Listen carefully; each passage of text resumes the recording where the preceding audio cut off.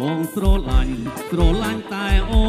នមួយអូនកុំព្រួយថាដងដៃពីមានស្នេហាយើងថ្មោងថ្មីព្រោះជន់ខ្សែមិនភ្លេចស្រី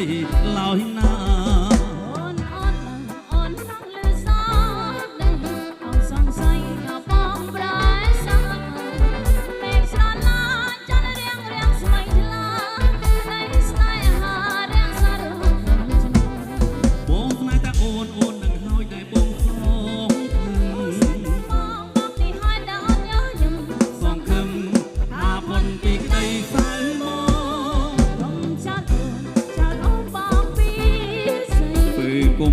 កុំភ័យបងរាប់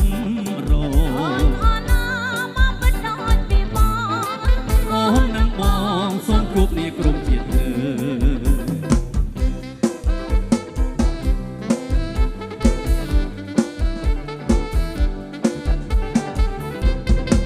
បងស្រឡាញ់តែអូនមួយកុំព្រួយថាដងដៃពីមានស្នេហាយើងថ្មោងថ្មី